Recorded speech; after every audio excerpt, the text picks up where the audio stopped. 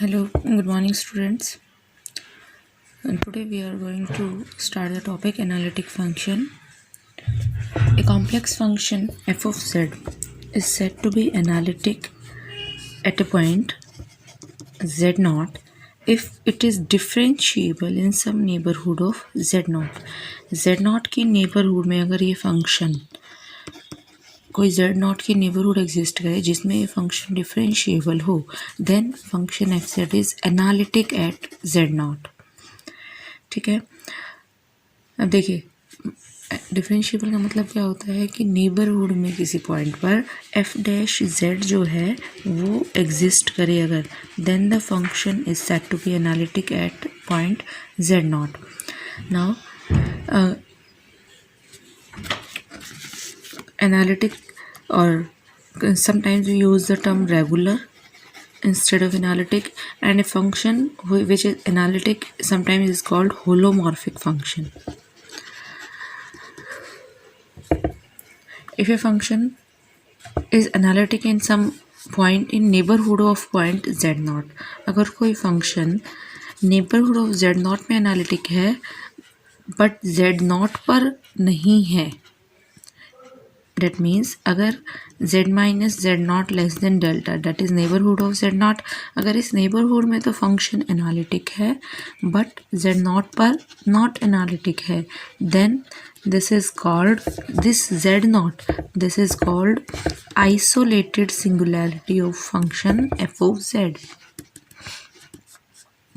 अगर कोई फंक्शन किसी पॉइंट की नेबरहुड में तो एनालिटिक है, बस उस पॉइंट पर नहीं है, then that function f of z, as in case f of z is equal to 1/z minus 2. Here z is equal to 2. This is a point of isolated singularity, because देखिए 2 पर function का derivative exist नहीं करता. This function is not differentiable as z is equal to 2. Function defined नहीं है, इसका मतलब 2 is the point of isolated singularity. Now what is next type of singularity is removable singularity. Removable singularity होती है जैसे कि suppose we define the function as f of z 2z if z not equal to 2, and if z is equal to 2 it is defined as 5. Here this z is equal to 2 is a removable singularity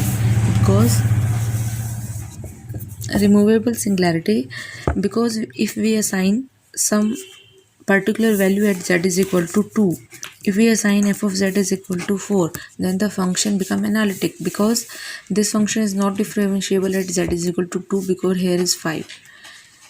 अगर हम इसमें 2 put करेंगे तो it will become 4, then function will be differentiable at z is equal to 2, left and right hand limit will be same. But this is removable singularity because if we assign some particular value f of z is equal to 4 at z is equal to 2, then this singularity can be removed. So this is called removable singularity. Now further an important note is given. If two functions fz and gz are analytic and given in a domain D, then their sum, difference, product and quotient, these are also analytic in domain D. These 4 are also analytic in domain D. Instead of condition gz must be non-zero. Now a very important topic starts. CR equations, Cauchy-Riemann equations. Exam में surely इस part से 2 questions आते हैं. CR equations, देखिए CR equations, इसकी आपको statement भी याद रखनी है. कोई भी function f of z of uxy plus iota vxy, this is differentiable at point z naught. Z naught is equal to x naught plus iota y naught in a domain D. Then the 4 partial derivatives ux, uy, vx and vy, partial derivative exists at x naught y naught and satisfy the equation ux is equal to vy and uy is equal to minus vx। देखिए statement क्या है कि कोई function अगर हमें differentiable given है z not point पर किसी डोमेन में, तो उसके 4 पार्शियल डेरिवेटिव्स भी एग्जिस्ट करेंगे इस पॉइंट पर और दिस काइंड ऑफ इक्वेशन को सेटिस्फाई करेंगे। इक्वेशन क्या है? Partial derivative with respect to x, partial derivative of v with respect to y, partial derivative of u with respect to y and partial derivative of v with respect to x। अब देखिए इसका proof करते हैं। इसके 2 proofs given है आपकी book में। Second वाला प्रूफ आप करेंगे, वो इजी है कंपैरेटिवली। देखिए सबसे पहले इसमें क्या करना है, w is equal to f of z एक डिफरेंशिएबल फंक्शन, एनालिटिक फंक्शन लेकर चलते हैं हम। अब क्योंकि ये डिफरेंशिएबल फंक्शन है, इसका मतलब एफ डैश जेड जो है वो यूनिकली एग्जिस्ट करता है। कोई भी फंक्शन डिफरेंशिएबल कब होता है? जब उसका डेरिवेटिव यूनिकली एग्जिस्ट करता है irrespective of the path in the domain. कोई भी पाथ लें आप, उसके अकॉर्डिंग लिमिट जो है वो हमेशा सेम आती है। Now we consider del u, del v and del z as the increments in u, v and z। ये 3 इंक्रीमेंट्स ले लिए हमने similarly corresponding to del x and del y। ये दोनों इंक्रीमेंट्स हो गए x एंड y में। Now f dash z find out करते हैं by the formula del z tends to 0, f of z plus del z minus f of z by del z। ये हमारा derivative का formula है। इसमें value put करते हैं, z प्लस del z क्या हो जाएगा? z की वैल्यू क्या है? u plus iota v। z plus del z क्या हो जाएगा? देखो z होता है u प्लस आयोटा v, तो z प्लस del z क्या होगा? कॉरस्पॉन्डिंग इंक्रीमेंट्स कर देंगे, u में भी कॉरस्पॉन्डिंग इंक्रीमेंट प्लस v में भी कॉरस्पॉन्डिंगली इंक्रीमेंट दे देंगे v plus del v।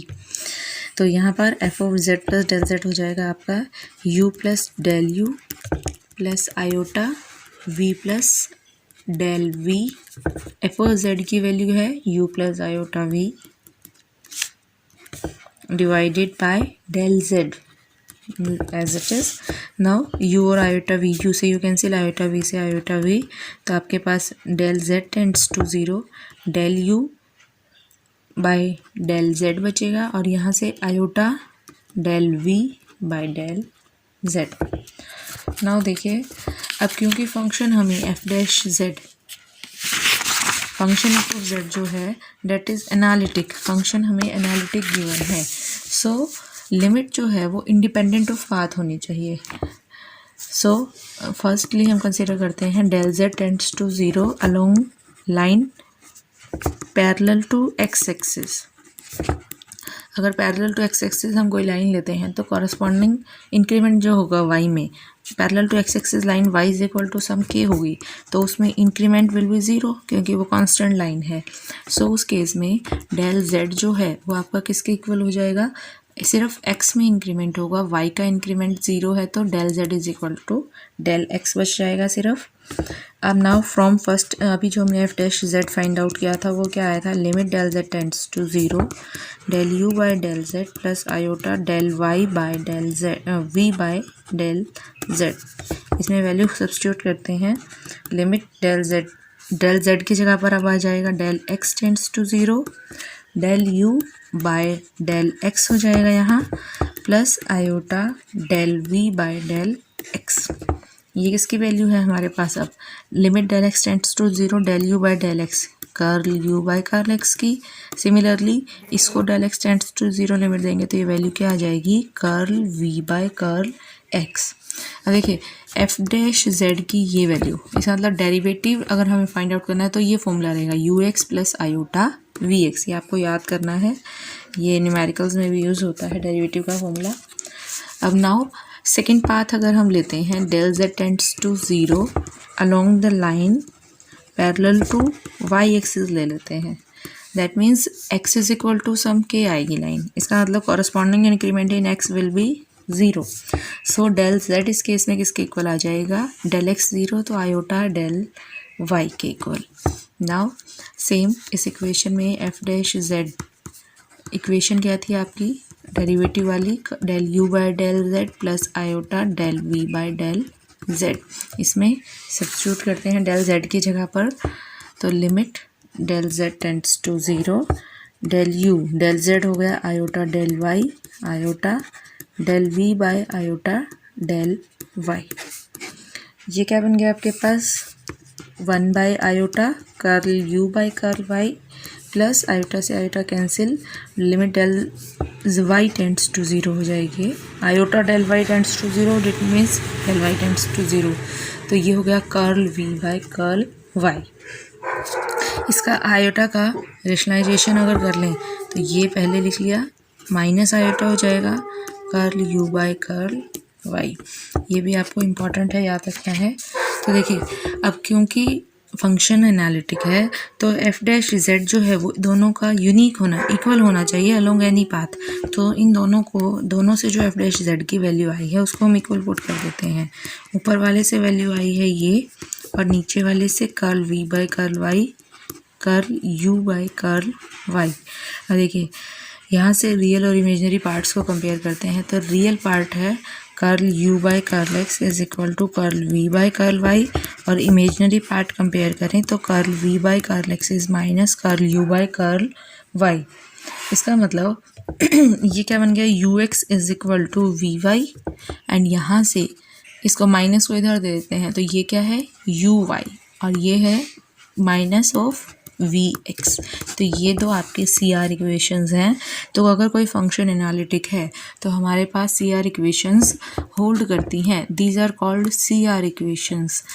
4 partial derivative exist करेंगे and C R equations will hold.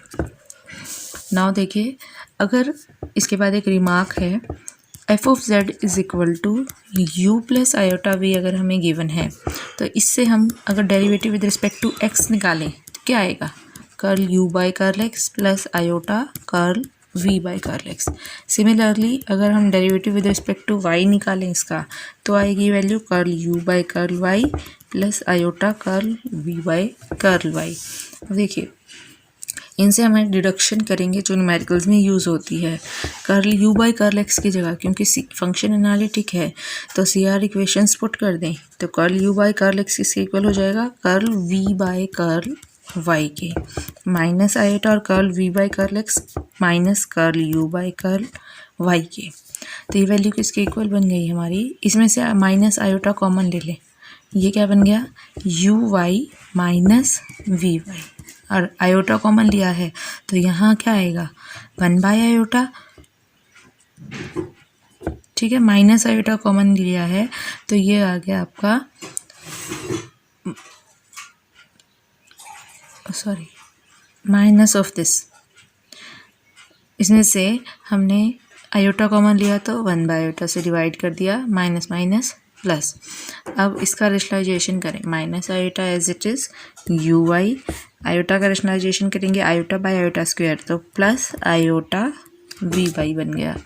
अब ये किसके इक्वल आ गया, u y plus iota v y किसकी वैल्यू है, ये यहाँ से u y plus iota v y, this is the value of curl f by curl y. तो इसका मतलब curl f by curl x हमारा किसके इक्वल आ गया, minus iota curl f by curl y के। माइनस आयोटा को rationalization करके 1 बाय आयोटा भी बना सकते हैं, अदरवाइज एज इट इज़ भी रख सकते हैं। तो curl f by curl x और curl f by curl y में ये रिलेशन होता है, ये कई बार न्यूमेरिकल्स में यूज़ होता है।